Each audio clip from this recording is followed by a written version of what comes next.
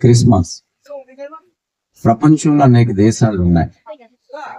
ప్రతి దేశంలోనూ ఫెస్టివల్స్ జరుగుతాయి, అంటే పండుగలు. మన దేశంలో కూడా చాలా ఎక్కువ పండుగలు జరుగుతాయి. ప్రతి పండగకి కొంతమంది ఆ పండగను బట్టి దానికి ఒక టైటిల్ పెట్టి అక్కడ ఆపేస్తారు. కొన్ని ఫెస్టివల్స్ ఒక ప్రాంతంలోనూ ఉంటాయి. ఒక ప్రాంతంలో జరిగే పండగ ఇంకొక ప్రాంతంలో జరగదు అసలు. కానీ ఆశ్చర్యం ఏంటంటే ప్రపంచంలో అన్ని దేశ ప్రజల్లో ప్రపంచమంతా జరిగించుకునే పండగ ఏదైనా ఉందంటే అది క్రిస్మస్ పండగ మాత్రమే. ఎంటైర్ వరల్డ్, ముస్లిం కంట్రీస్ లో, మన దేశంతో పాటు, అలాగనే కొన్ని అసలు దేవుడే లేడని నమ్మే చైనా, రష్యా లాంటి దేశాలలో, కొన్ని కంట్రీస్ క్రిస్టియన్ కంట్రీస్ గా పరిగణింపబడుతున్నాయి. వాళ్ళు ఇంచుమించు ప్రపంచం అంతా చాలా ఘనంగా ఈ పండుగ జరిపించుకుంటారు. కొన్ని క్రిస్టియన్ కంట్రీస్ లో నవంబర్ నెల నుంచి పిల్లలకి ఎక్కువ హాలిడేస్ ఇస్తారు. మనకు దసరా హాలిడేస్, సమ్మర్ హాలిడేస్ ఉంటాయి కదా, సమ్మర్ హాలిడేస్ ఎక్కువ ఉంటాయి. అలాగే ఎక్కువ హాలిడేస్ ఉంటాయి క్రిస్మస్ లో, ఎందుకంటే వాళ్ళు క్రిస్టియన్ కంట్రీస్ కాబట్టి వాళ్ళు అలా ఇస్తారు. వీధుల్లో బస్సుల మీద కానీ, ట్రాక్టర్స్ మీద కానీ, వెహికల్స్ మీద క్రిస్మస్ ట్రీ అని, ఏంజల్స్ అని, ఈ క్రిస్మస్ కి సంబంధించినవన్నీ చక్కగా ప్రదర్శిస్తూ ఉంటారు అన్నమాట. చాలా ఎంజాయ్ చేస్తారు ఈ పండుగకి. పిల్లలు మరింత ఎంజాయ్ చేస్తారు. ఎందుకో తెలుసా? స్కూల్కి వెళ్ళవలసిన పని లేదు కదా, అందుకని కొత్త బట్టలు వస్తాయని కదా, ఇంట్లో పిండి వంటలు జాగ్రత్తగా వండుతారని, ఎంజాయ్ చేయొచ్చని. అంతే, వాళ్ళకి తెలుసు. ఎంజాయ్మెంట్ అందుకు తెలియదు. సరే, ఏమైనప్పటికీ ఈ క్రిస్మస్ పండగకి ఎందుకు ఇంత విశిష్టత? ఎంటైర్ వరల్డ్ ఎందుకు జరిపించుకోవాలి? కొంచెం మనం ఆలోచిద్దాం ఈ రాత్రి. ఈ పండగ ఎవరి గురించి చెప్తుందంటే యేసుక్రీస్తు యొక్క జననం గురించి తెలియజేస్తుంది. సుమారు 2000 సంవత్సరాల క్రితం యేసు ఈ లోకంలో జన్మించారు. దాని గురించి చెప్పే పండగే క్రిస్మస్. మనకి తెలుగు బైబిల్లో యేసు అని ఉంది, ఇంగ్లీష్ బైబిల్లో జీసస్ అని ఉంటుంది. కానీ హీబ్రూ, అరమిక్ భాషలో యేసు పేరు అది కాదు, యేషువా. యేషువా అంటే జాషువాకి లింక్ అవుతుంది అన్నమాట, కోయిన్సిడ్ అవుతుంది. దాని అర్థం ఏంటంటే యెహోవాయే నా రక్షణ అని అర్థం. యెహోవాయే నా రక్షణ. ఎవరు యెహోవా? యెహోవా అంటే యావాయే అని అర్థం అసలు పదం. దాని అర్థం ఏంటంటే మహోన్నతమైన దేవుడు, ఆది నుంచి ఉన్న దేవుడు అని అర్థం. ఆయనే మనకి రక్షణ. అయితే యేసు ప్రభువు 2000 సంవత్సరాల క్రితమే కదా జన్మించారు, అంతే కదా. మరి అంతకుముందు ఈయన ఉన్నాడా లేడా ఏంటి అనేది మనం ఆలోచిస్తే, మీకా ప్రవక్త ఈయన గురించి 5వ అధ్యాయం 2వ వచనంలో చక్కటి మాట ప్రవచనాత్మకంగా తెలియజేశారు. యేసు ప్రభు పుట్టక ముందు 760 సంవత్సరంలో ఆయన ఆ మాటను ప్రవచించాడు అన్నమాట. కొంతమందికి సరైన అవగాహన లేక జస్ట్ 2000 years నుంచి వచ్చినోడే కదా ఈయన అనుకుంటాను. నిజమే, అది వాస్తవం. యేసు ప్రభు 2000 సంవత్సరాలే అవ్వచ్చు, బట్ ఆయన పుట్టక ముందు నుంచి ఆయన ఉన్నవాడు, అనువాడు. ఆయన ఉన్నవాడు, అనువాడు. సో దేవుడు అనేవాడు విశ్వంలో, ప్రపంచంలో చాలా మంది, ఎక్కువ శాతం దేవుడు అనేవాడు ఉన్నాడని నమ్ముతారు. ఆయన ఉన్నాడు. దేవుడు ఎవరు అనేది అది సెకండరీ, రెండో విషయం. But there is a God. కొంతమంది మాత్రమే దేవుడు లేడు, దయ్యము లేదు, ఏమీ లేదు. పుట్టాము, పెరిగాం, ఎంజాయ్ చేస్తాం, చచ్చిపోతాం, ఇట్స్ ఎనఫ్. దాంతో కథ అయిపోయింది. అది వాళ్ళ ఆలోచన, ఎవరి ఆలోచనలు వాళ్ళవి. కానీ ఎక్కువ శాతం ప్రజలు దేవుడు ఉన్నాడని నమ్మే ప్రజలు. మనం కూడా నమ్ముతున్నాం. అందుకే పౌలు హెబ్రీయులకు రాస్తున్నాడు, దేవుని యొద్దకు వచ్చేవాడు దేవుడు ఉన్నాడని నమ్మాలి, తను వెదుకు వారికి ఫలం ఇస్తాడని నమ్మాలి కదా. నమ్మకం లేకపోతే ఏమీ లేదు, ఉంటే ఉంది, అది మన ఇష్టం అన్నమాట. దేవుడు కూడా ఎప్పుడు బలవంతంగా నేనున్నాను అని నమ్మకపోతే నిన్ను చంపేస్తాను and. God never force anyone. ఎవరిని ఎప్పుడు ఫోర్స్ చేయడు, బలవంతం చేయడు. నమ్మితే నమ్ము, నమ్మకపోతే అది నీ ఇష్టం. బట్ ఉన్నానని మాత్రం ఒక దినం నీకు తెలుస్తుంది. దెర్ ఈస్ ఎ డే, ఒక దినం ఉంది. ఎవరు నమ్మినా నమ్మకపోయినా ఆ దినం వచ్చి తీరుతుంది. ఆ దినమే జడ్జిమెంట్ డే, తీర్పు దినం. తీర్పు దినం మొదటి మనుషుడు మొదలుకొని కడపటి మనుషుడు వరకు ప్రపంచంలో ఎంతమంది పుట్టి చనిపోయారు, ఇంకా పుట్టబోతున్నారు. స్టిల్ దేవర్ ఎలా వాళ్ళు బ్రతుకుతారు. సో మరలా వాళ్ళు ఖచ్చితంగా జడ్జిమెంట్ లోకి వస్తారు. ఆ జడ్జిమెంట్ డే అనేది వెరీ డేంజరస్ డే. ఎందుకంటే తీర్పు తీర్చిబట్టి వారు నిత్య నరకంలోకి వెళ్ళబడతారు. నరకం అనేది భయంకరమైన అగ్నిగుండం.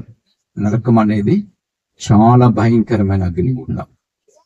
నరకం గురించి భక్తుడు అపోస్తలుడైన యోహాను ప్రకటన గ్రంథంలో రాశాడు. 19వ అధ్యాయంలో మీకు ఆ మాటలు కనిపిస్తాయి. దాన్నే రెండవ మరణం అన్నారు. అగ్ని గంధకములతో మండు గుండము అన్నమాట. అగ్ని గంధకములతో మండు గుండం, అగ్ని గంధకం, ఈ రెండు ఎప్పుడైనా మీరు బైబిల్లో చూసారా? ఎక్కడైనా భూమి మీద రావటం చూసారా? ఎక్కడ చూసారు? అక్కడికి వెళ్ళి చూసారని అడగట్లేదు. బైబిల్లో ఎక్కడమ్మా? అమ్మా, సొదొమ గుమర. వెరీ గుడ్, తనకి చప్పట్లు కొట్టండి, పాపం బాగా చెప్పింది. సో సొదొమ గుమర అనే ట్విన్ సిటీస్. ఈ ట్విన్ సిటీస్ లో ఘోరమైన పాపము జరిగింది. మనం చెవులు మూసుకునేంత ఘోరమైన పాపం. కొన్ని పాపాలు కళ్ళతో చూడలేం, చెవులతో కూడా వినలే, అంత నీచమైన పాపాలు ఉంటాయి. దేవుడు దాన్ని సహించలేక వాళ్ళకి సమయం ఇచ్చాడు, కొన్ని సంవత్సరాలు, అయినా మారలేదు. అప్పుడు దేవుడు అగ్ని గంధకాలతో వర్షాన్ని కురిపించాడు. కురిసిన వర్షానికి ట్విన్ సిటీస్, మహాభవనాలు సైతం బూడిదైపోయాయి. భయంకరమైన నాశం. రానున్న ఎండింగ్ డేస్ లో, రానున్న సంవత్సరాల్లో ప్రపంచంలో ఎక్కడో ఒక చోట అలాంటి వర్షం కురిసే దినాలు రాబోతున్నాయి. ఖచ్చితంగా వస్తాయి. మీరు బ్రతుకుంటే చూడగలరు అన్నమాట. అర్థమవుతుందా? సో ఎందుకు అలా వస్తాయంటే పాపం. ఇప్పుడు అది జస్ట్ కొద్ది సమయం మాత్రమే వచ్చిన వర్షానికి అంత అయిపోతే, ఏకంగా ఇది ఒక గోళం, భూమి ఒక గోళం, అవునా కదా? భూమి గుండ్రంగా తనంతట తాను తిరుగుచు ఏం చేస్తుంది? సూర్యుని చుట్టూ తిరుగుతుంది. కనీసం 4-5వ తరగతి చదువుకున్నా సరే తెలుస్తుంది విషయం.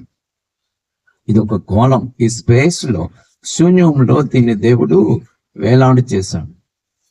సో దాని పని అది దైవ చిత్తానుసారంగా జరుగుతుంది.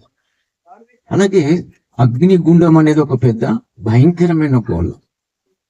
కొంతమంది దాని మీద జోక్స్ చేస్తారు కదా, పాస్టర్ గారులు కూడా జోక్ చేస్తారు. అది జోక్ చేసే ప్లేస్ కాదు, పిక్నిక్ ప్లేస్ కాదు అది. అందులో ప్రభు అంటాడు, అగ్ని ఆరదు, పురుగు చావు అనండి అన్నమాట. పక్క వాళ్ళతో చెప్పండి, అది నిరంతరము మండుతూనే ఉంటది. అందులో పడిన పురుగు అంటే ఇన్సెక్ట్స్ కాదు, మనుషులే. మనిషిని పురుగుతో కంపేర్ చేశారు. యాకోబు అనే భక్తులు కూడా దేవుడు పురుగు వంటి యాకోబు అంటే your life is very little. పురుగు అంటే దాని అర్థం ఏంటి? నీ లైఫ్ చాలా అల్పం. ప్రకృతి కూడా చెప్పిన మాట, మీ జీవితం చాలా అల్పం అన్నది. ఇలా చిన్నగా, నీ జీవితం చాలా చిన్నది. చిన్నదంటే కొద్ది కాలం ఉండి మాయమైపోయే జీవితం. ఎప్పుడు ఎవరు ఎలాగా ఆవరైపోతున్నారో తెలియట్లేదు.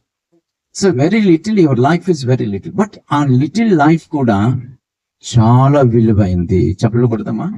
ఇది చిన్న జీవితమే కానీ చాలా విలువైంది.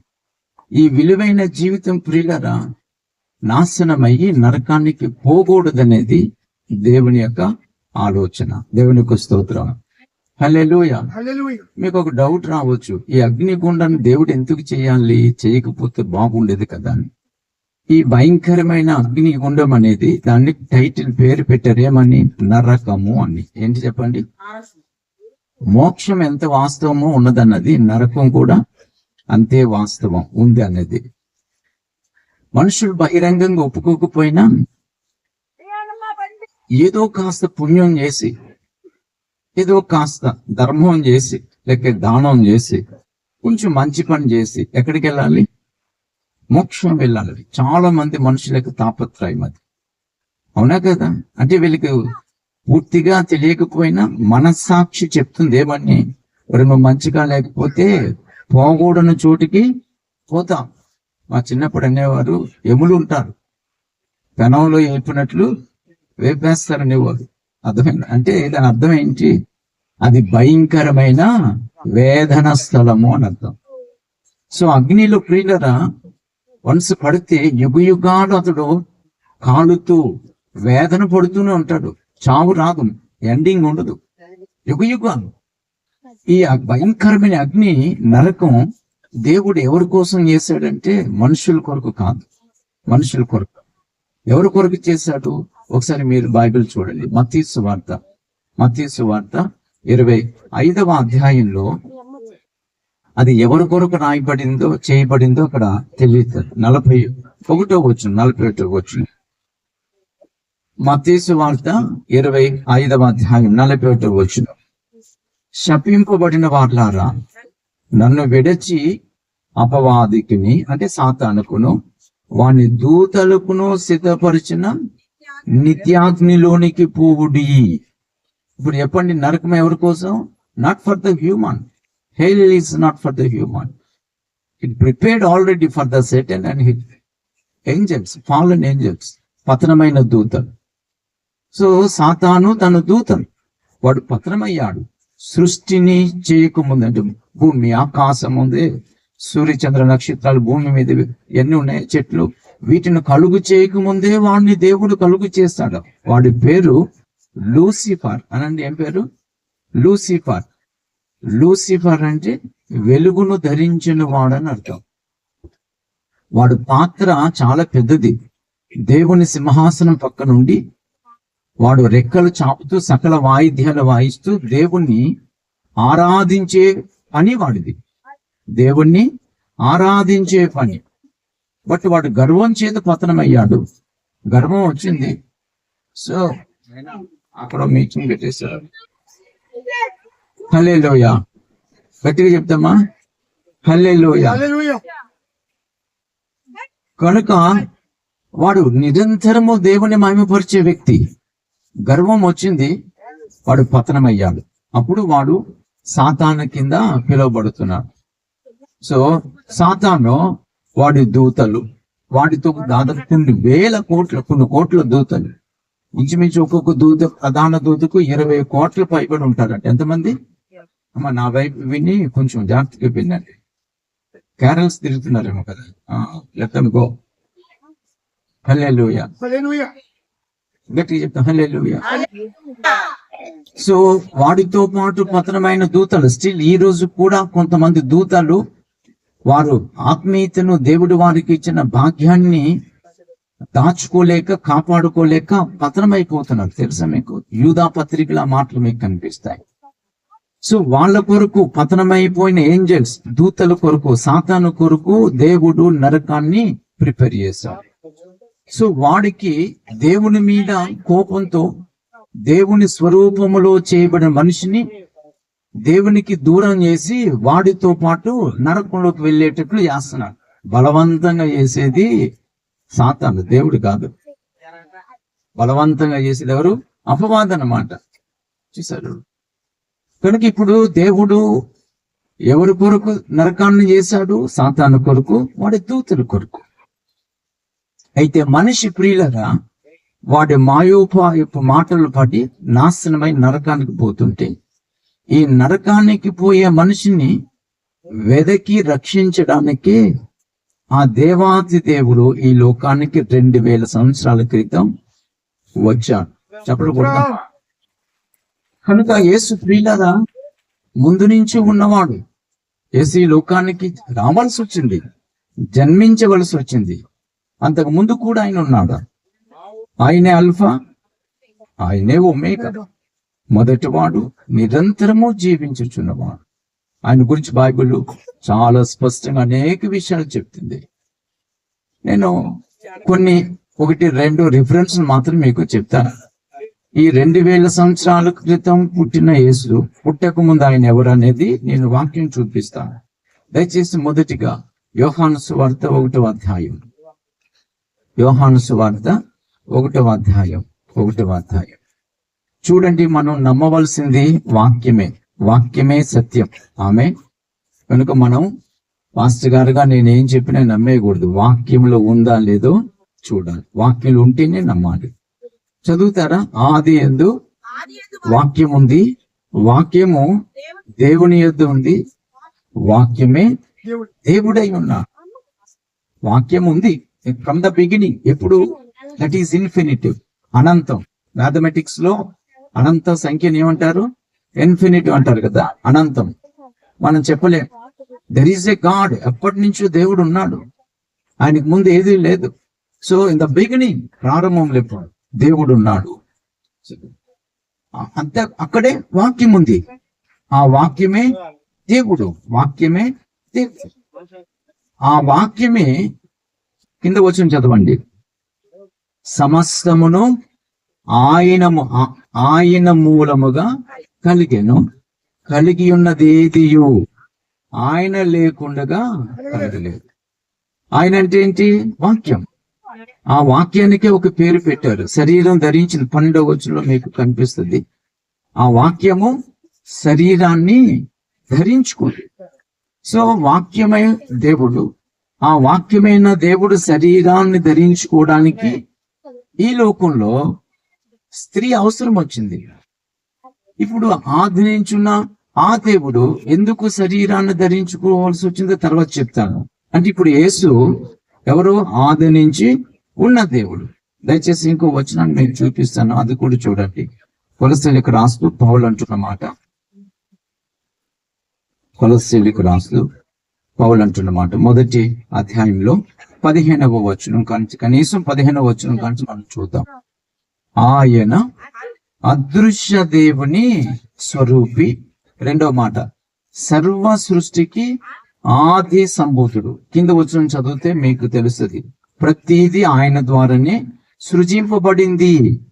ఆయన 17వ వచనం, ఆయన అన్నిటికంటే ముందుగా ఉన్నవాడు, ఆయనే సమస్తమునకు ఆధారభూతుడు. చెప్పకూడదాం ఒకసారి? ఎప్పుడు ఈ పత్రికలకి చాలా చోట్ల మీకు ఆ మాటలు కనిపిస్తాయి. అంటే ఇది ఎవరి కొరకు చెప్తున్నాడు? యేసు గురించి. ఆయన ఎవరంట? అదృశ్య దేవుని స్వరూపం. అక్కడ ఒక మాట నేను చెప్పి ముందుకు వెళ్తాను. దేవుడు ఉన్నాడని నమ్ముతున్నారు కదా చాలా మంది. ఇప్పుడు ఆ దేవుణ్ణి ఎవరు ఎప్పుడు చూడలేదు, ఆదాము తప్ప. అర్థమవుతుందా? ఆదాము కూడా చూసుండడు. ఎందుకు దేవుణ్ణి చూడలేకపోయారు? యేసుప్రభే ఆ మాట స్పష్టంగా చెప్పాడు. మీరు ఎన్నడూ కూడా దేవుణ్ణి, తండ్రిని చూడలేదు, ఆయన స్వరూపము కూడా చూడలేదు, ఆయన స్వరము కూడా మీరు వినలేదు. సో వినని, చూడని ఈ దేవుడు ప్రియులరు ఎందుకు చూడలేకపోతున్నారు? ఎందుకంటే ఆయనే మహామహిమతో జీవించుచున్నవాడు. ఇప్పుడు ఉదాహరణకి ఇక్కడ లైట్లు పెట్టారా వెలుగు రావడానికి? ఇక్కడ ఒక లైట్ పక్కన పెట్టారు. చూడండి, డైరెక్ట్ దాన్ని చూడగలరా? చూడలేం. ఎందుకు చూడలేం? మన కంటిన్యూ చూడలేనంత వెలుగు అందులోంచి వస్తుంది కాబట్టి చూడలేం. చూస్తే మన కన్ను డేర్ చేస్తే ఏమవుతుంది? మసకబారిపోద్ది. అలాగే సూర్యుని చూడగలమా? ఎందుకు చూడలేం? చూడలేనంత మహా తేజస్సుతో ఉన్నాడు. అలాంటిది దేవుడు కొన్ని కోట్ల సూర్యులు తేజస్సు ఎంత ఉంటుందో అంతకు మించిన తేజస్సుతో ఆయన జీవించుచున్నాడు. కనుక ఏ ఒక్కరు కూడా ఆ మహోన్నతమైన అంత మహిమ గల దేవుణ్ణి చూడటం అనేది కష్టతరం. నేను ఒక వచనాన్ని మీకు చూపిస్తాను. పౌలు గారు తిమోతికి రాస్తూ ఆ మాట మీకు చెప్తాడు. తిమోతికి రాసిన మొదటి పత్రిక 6వ అధ్యాయంలో 15వ వచనం. శ్రీమంతుడును అద్వితీయుడునగు సర్వాధిపతి యుక్త కాలమందు ఆ ప్రత్యక్షతను కనపరుచును. ఆ సర్వాధిపతి రాజులకు రాజును ప్రభువులకు ప్రభువునయున్నాడు. సమీపింపరాని తేజస్సులో ఆయన మాత్రమే వసించుచు అమరత్వము గలవాడై ఉన్నాడు. మనుష్యులలో ఎవడును ఆయన చూడలేదు, ఎవడును చూడనేరడు. చెప్పకూడదమ్మా? అంటే దేవుడు ఉన్నాడు. ఆయన అత్యున్నతమైన సింహాసనం మీద ఆయన పైలోకములు ఎక్కడో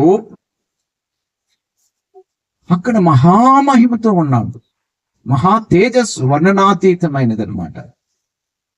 ఆయనకు టైటిల్ ఉంది ఇక్కడ, సర్వాధిపతి, రాజులకు రాజు, ప్రభువులకు. ఎవరి ప్రభువులకు ప్రభు, రాజులకు రాజు. ఆయన అమరత్వం గలవాడై మహా తేజస్సుతో ఉన్నవాడు. ఎవరు ఆయన? 19వ అధ్యాయంలో ప్రకటన గ్రంథం 19వ అధ్యాయంలో ఈ సర్వాధిపతి, రాజులకు రాజు, ప్రభువులకు ప్రభువు, అమరత్వం గలవాడై మహా తేజస్సుతో నివసించుచున్న ఈయన ఎవరనేది 19వ అధ్యాయం ప్రకటన గ్రంథంలో ఆయనకు ఆ పేరేంటో మీరు చూస్తారు. 19వ అధ్యాయము 11వ వచనం కానించి మీరు ఇంటికి వెళ్ళాక చదవండి. చదువుతప్పుడు మీకు అర్థమవుతుంది. దయచేసి 13వ వచనం కానించి మాత్రం చూద్దాం. రక్తములో ముంచబడిన వస్త్రము ఆయన ధరించుకుని ఉండెను, మరియు దేవుని వాక్యము అను నామము ఆయనకి. దేవుని వాక్యము అంటే ఎవరు? ఇప్పుడే కదా చెప్పాను. దేవుని వాక్యం అంటే ఎవరు? ఆ వాక్యమే శరీరధారిగా శరీరాన్ని ధరించింది. ఆ శరీరాన్ని ధరించిన వాక్యంకే పేరు ఆయనే పెట్టుకున్నాడు. ఏమని? యేసు. ఏంటి చెప్పండి? యేసు అనగా తన ప్రజలను వారి పాపం నుండి ఆయనే రక్షించువాడు. అది తన అర్థం. It's not a permanent name. Hallelujah. అది ఒక పేరు అంటే పర్మనెంట్ గా ఆయన పేరు అదే అని కాదు. ఆ పేరు ఆయన ఏం చేస్తాడో తెలియచేస్తుంది. దేవుని పేరు ఎప్పుడు దేవుడు ఏం చేస్తాడు, ఆయన గుణం ఏంటి, ఆయన లక్షణం ఏంటో చెప్తుంది అన్నమాట పేరు. మన పేర్లు ఏవో పెట్టేసుకుంటాం అనుకోండి, అది వేరే విషయం. హల్లెలూయా. ఇప్పుడు ఆయన అంటే యేసుని గురించి రాయబడిన మాట. పరలోకమందున్న సేనలు శుభ్రమైన తెల్లని నార బట్టలు ధరించుకొని తెల్లని గుర్రం ఎక్కి ఆయన వెంబడించుచుండరి. జనములను కుట్టుటకై, ఇది త్వరలో జరగనయ్యున్నది, జనములను కుట్టుటకై నోటి నుండి వాడిగల ఖడ్గము బయలువెడుచున్నది. ఆయన ఇనుప దండంతో వారి నేలను ఆయనే. చదువుతారు గట్టిగా. సర్వాధికారియకు దేవుని తీక్షణమైన ఉగ్రతను మద్యపు తొట్టి దొరుకును. 16వ వచనం. రాజులకు రాజును. చదువుతారు బైబిల్ ఉన్న వాళ్ళు? చదవండి గట్టిగా. రాజులకు రాజును. మాకు కొద్దిసేపు కూర్చొని వాక్యం వింటావా? విన్నంటే ఇంటికి వెళ్ళిపోవచ్చు. నేను బలవంతంగా ఎవరికి వాక్యం చెప్పనే. ఫ్రీ. అంతకు ముందే చెప్పాను, దేవుడికి ఫ్రీడమ్ ఇచ్చారు. నేను ఎవరిని వాక్యం వినని అని చెప్పాను. వినాలనుకుంటే వింటాం, వినకూడదు అనుకుంటే ఇంటికి పోవటం. అంతే. రెండు పాళ్ళు. చూడండి, చదవండి. 16వ వచనం. రాజులకు రాజును, ప్రభువులకు ప్రభు నామము ఆయన వస్త్రము మీదను తొడ మీదను రాయబడి ఉన్నది. చెప్పకూడదమ్మా? Jesus is the king of kings, is the lord of lords. ఇప్పుడు రాజులకు రాజు, ప్రభులకు ప్రభు అని పిలువబడుతున్న వాడు. మళ్ళీ తిమోతి పత్రికలో ఏమన్నాడు? ఆయన అమరత్వము గలవాడై నిరంతరము జీవించుచున్నవాడై. చూశారు? మహామహిమతో, తేజస్సుతో, ఎవరు సమీపించలేని తేజస్సుతో ఆయనే నివసించుచున్నాడు. అర్థమైందా? ఎప్పటికీ కూడా దేవుణ్ణి ఎవరో చూడలేదు. అంటే దేవుడు అదృశ్యుడు. అందులో ఒక రీజన్ చెప్పాను, మహిమ గలవాడు కాబట్టి చూడలేడు. ఇంకా చాలా రీజన్స్ ఉన్నాయి, నా టాపిక్ అది ఒకటే కాదు. హల్లెలూయా. సో ఈ మహిమ గల దేవుని మనం చూడలేం కాబట్టి, ఈ మహిమ గల దేవుడు తన మహిమను విడిచిపెట్టి, ఏంటి చెప్పండి, తన మహిమను విడిచిపెట్టవలసిన పరిస్థితి వచ్చింది. సో ఎందుకు వచ్చింది? ఆ మహిమ గల దేవుడి లోకంలో ఆయన గురించి మీకా ప్రవక్త చెప్పిన మాట కదా. ఒకసారి 5వ అధ్యాయం 2వ వచనం చదువుతారా? మీకా ప్రవక్త చెప్పిన మాట, యూదయ దేశపు బెత్లెహేమా, నీవు యూదా ప్రధానులు ఎంత మాత్రము అల్పమైన దాను కావు అని అంటూ తీసారమ్మా.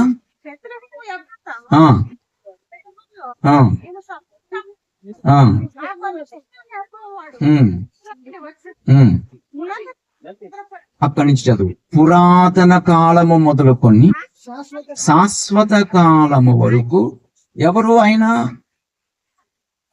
ఆయన ప్రత్యక్షమవుతూ ఉన్నాడు. ఎవరి కోసం రాస్తున్నాడు? ఇది ప్రవచనం.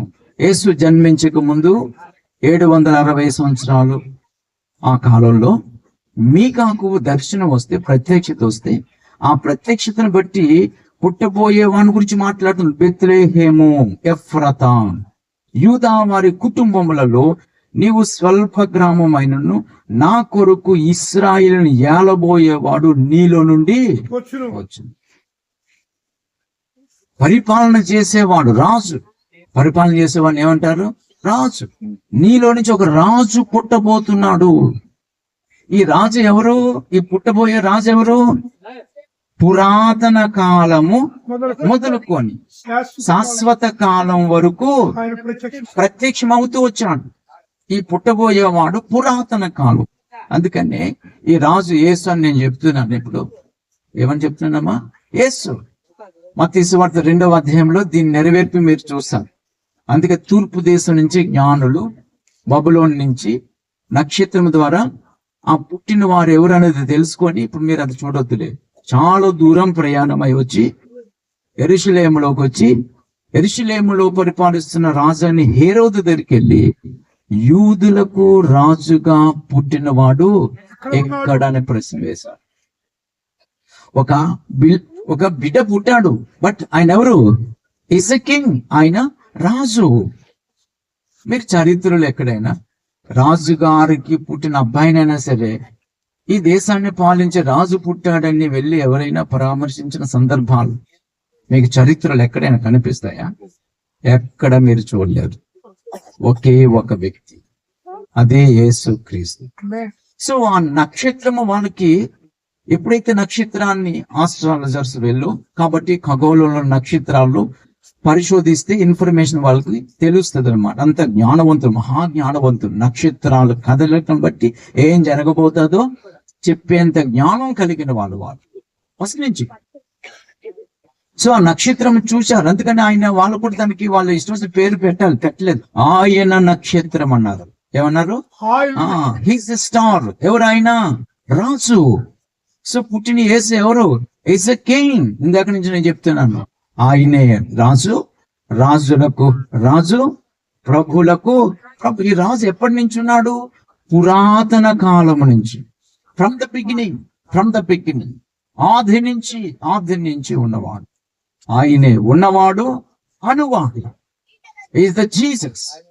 యేసు అనే టైటిల్ 2000 సంవత్సరాల క్రితం ఆయన పుట్టాడు కాబట్టి ఆ టైటిల్ వచ్చింది, యేసు అనే టైటిల్. బట్ దానికి ముందు is not a Jesus, is a God, is a king of king, is the supreme lord. ఆయన ప్రభువు, ఆయన సర్వలోకములను కలుగు చేసిన వాడు.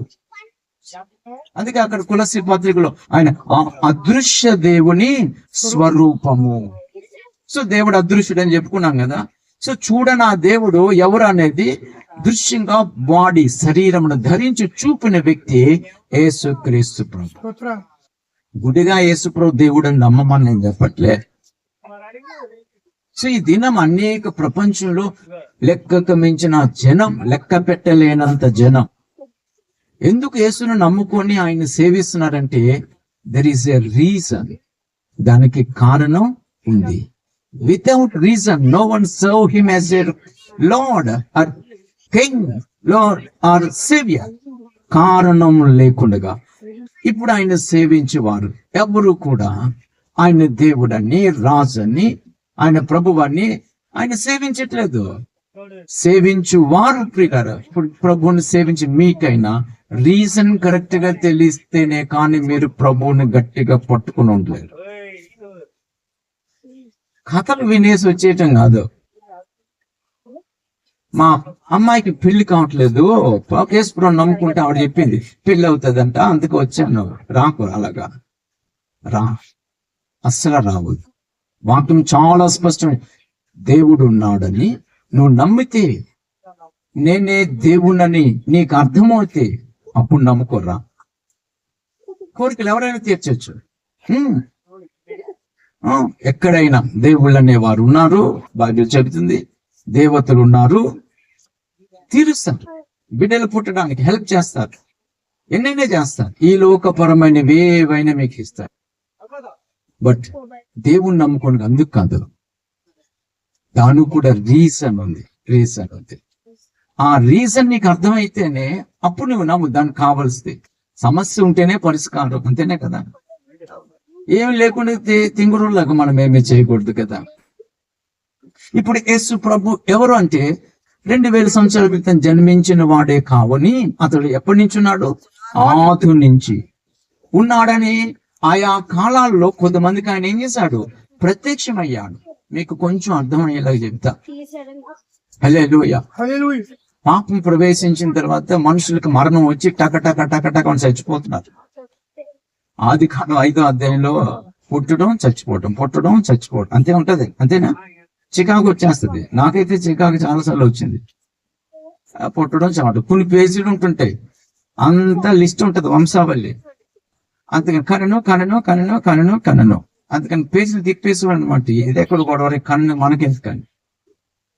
ఒక దినం దేవుడు అన్నారు, ఊరికి నావేమీ రాయిపల్లి, ప్రతి దాంట్లో ఒక సత్యము. అప్పటి నుంచి నేను చాలా క్లియర్ గా దాన్ని చదవటం మొదలు పెట్టాను. నేను యూట్యూబ్ లో ఆదికాండం మీద మా చర్చ్ లో లాస్ట్ ఇయర్ నుంచి వాక్యం చెప్తున్నాను. చాలా క్లియర్ గా ఆదికాండం యొక్క వివరణ ఇస్తున్నాను. మీరు అవసరమైతే నా పేరు ఎలీషా కాళ్ళి కొట్టుకొని అందులో నన్ను కథ కొట్టను. యూట్యూబ్ లో టైప్ చేస్తే వస్తుంది, సబ్స్క్రైబ్ చేస్తే మీకు మెసేజ్ వస్తాయి. ఫ్రీ టైంలో మండే నుంచి సాటర్డే వరకు ఫ్రీ టైంలో వినాలి. 5 నిమిషాలు చెప్పేది కాదు, అది గంట పైన ఉంటుంది నా వాక్యం. కాబట్టి లీజర్ గా పని చేసుకుంటున్నాం, వాడుకుంటాం, లేదా రిలాక్స్ కూర్చొని వాక్యం విని ఇంట్రెస్ట్ ఉంటే వినండి. అక్కడ చాలా వివరణ ఇచ్చాను.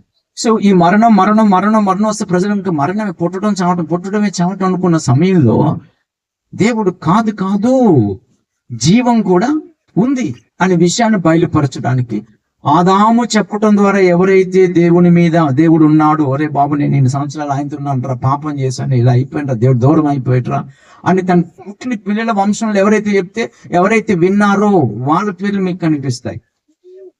అర్థమవుతుంది. అందులో ఒక వ్యక్తి ప్రత్యక్షమయ్యాడు. దేవుడు అతనికి రోజు కాపురం చేసుకుంటున్నాడు, భార్యతో చక్కగా సంసారం చేస్తున్నాడు. ఆయన ప్రత్యక్షమైనప్పుడు వెళ్ళి తనతో మాట్లాడుతున్నాడు, వస్తున్నాడు. ఒక దినం తర్వాత పేరు అడుగుతాను, అందుకే పేరు చెప్పించారు. అలా దినాలు గడిచిపోతున్నాయి, సంవత్సరాలు గడిచిపోతున్నాయి. ఒక దినం మళ్ళీ ఎప్పటిలాగా వచ్చాడు. ఆయన నడుచుకుంటూ వెళ్ళిపోతున్నాడు, ఆయనతో పాటు ఆయన కూడా వెళ్ళిపోతున్నాడు. అలా నడుచుకుంటూ చాలా దూరం వెళ్ళిపోయారు. వెళ్ళిపోయిన తర్వాత అప్పుడు ఇంత దూరం వచ్చేసాం కదా, ఈయన భూమి మీద అలా నడుచుకుంటూ పోతున్నాడు. అది విచిత్రం, అర్థమవుతుందా? పైకి నడుచుకుంటూ పోతున్నాడు. చాలా దూరం వచ్చేసాం భూమి నుంచి. బహుశా అంటాడు, బాబు మరి ఇంటికి వెళ్ళిపోతావా, బాబు మరి చాలా దూరం అయిపోయింది, ఇంటికి వెళ్ళిపోతావా అంటే, ముందు ఇంకెంత దూరం, సరే నేను కూడా నీతో పాటు వచ్చేస్తాను, ఇంటికి వెళ్ళను అన్నాడు. అయితే వచ్చేయని తీసుకుపోయాడు. మరణించకుండా, మరణం అనేది తెలియకుండా నడుచుకుంటూ పరలోకానికి దేవుడి చోటుకి వెళ్ళిపోయాడు ఆ మనిషి. ఇప్పుడు చెప్పండి ఆయన పేరు ఏంటి? చప్పట్లు కొట్టుకొని మీరు బాగా అంటే డెత్తే కాదు, there is a life. First లోనే పాపం వల్ల మరణం వచ్చింది ప్రజలకి, ఇంకా మరణమే అనేది కాకుండా జీవము కూడా ఉంది. ఎవరికి జీవం? నాతో ఎవరైతే రోజు సహవాసం చేస్తారు, ఎవరైతే నన్ను పూజిస్తారు కాదు, ఎవరైతే నాతో సహవాసం చేస్తారు వాళ్ళకి నిత్య జీవం. There is no death for them. Death అంటే మరణం, మరణం అంటే నరకం. అర్థమైందా? నేను నరకం గురించి మాట్లాడుతున్నా, కామన్ డెత్ గురించి మాట్లాడలే. సరే, అప్పటి నుంచి హానోకుకు ప్రత్యక్షమయ్యాడు, అబ్రాహాముకు ప్రత్యక్షమయ్యాడు. హల్లెలూయా. నేను దీవిస్తే ఎన్నిటికి దీవిని. అర్థమవుతుందా? నేను సర్వాధికారము కలిగిన వాడను. Praise the Lord. ఎన్నో విషయాలు ప్రత్యక్షమై అబ్రాహాముకు చెప్పాడు. ఈవెన్ యేసు వాక్య పరిచర్య చేసినప్పుడు, శరీరం ధరించి ఆయన ఉన్నప్పుడు, మీ పితరులు నన్ను చూశారు. ఎవరు మాకు తండ్రి అని అబ్రాహాము అంటున్నారో, ఆ అబ్రాహాము కూడా నన్ను చూడాలని ఆశపడ్డాడు, నన్ను చూసి సంతోషించాడు. హల్లెలూయా. వాళ్ళు పక్కన నవ్వుకున్నారు. అరే నిన్ను 30 సంవత్సరాలు 50 కూడా లేవు, అబ్రాహామే నిన్ను చూశాడు అంటున్నావని వాళ్ళకి అర్థం కాక సునుక్కున్నారు, తిట్టుకున్నారు, ఏదో ఆలోచన చేశారు. అర్థం కాని వాళ్ళు అంతే చేస్తారు. అర్థమైందా? అంటే ఇప్పుడు యేసు ఎవరి గురించి మాట్లాడుతున్నాడు? నేను ప్రత్యక్షమయ్యాను. ఎవరికి? హనోకుకు ప్రత్యక్షమైన, అబ్రాహాముకు ప్రత్యక్షమయ్యాను, ఇస్సాకుకు ప్రత్యక్షమయ్యాడు, యాకోబుకు ప్రత్యక్షమయ్యాడు, యోసేపుకు ప్రత్యక్షమయ్యాడు, ఒక్కొక్కలాగా ప్రత్యక్షమయ్యాడు. ఆయా కాలాలలో, పురాతన కాలం నుంచి, ఫ్రమ్ ద బిగినింగ్ చూసారు. దానియేలుకు ప్రత్యక్షమైంది ఆయనే, యెహెజ్కేలుకు ప్రత్యక్షమైంది ఆయనే, దావీదుకు ప్రత్యక్షమైంది ఆయనే, ఓబద్యాకు ప్రత్యక్షమైంది, మీకాకు ప్రత్యక్షమైంది ఆయనే. ఆయా కాలాలలో ప్రత్యక్షం అవుతూ వచ్చాడు. కానీ దేవుడు శాశ్వతంగా మనిషితో మాత్రం లేడు.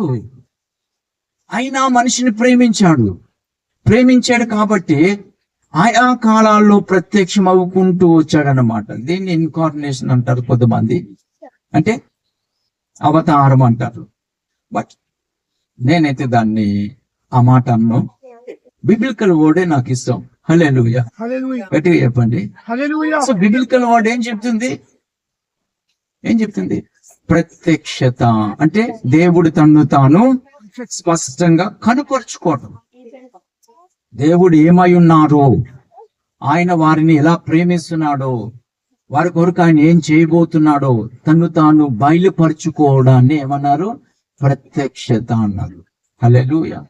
దేవుని ప్రత్యక్షత అప్పుడు వచ్చింది, ఇప్పుడు కూడా వస్తుంది. హల్లెలూయా. అంటే ఒక సామాన్యమైన మనుష్యుడు ఎంతగా ఆయనను చూడగలరో అంతగా తన మహిమను తగ్గించుకొని ఆ వ్యక్తికి కనబడతాడన్నమాట. ఏం అర్థమవుతుందా?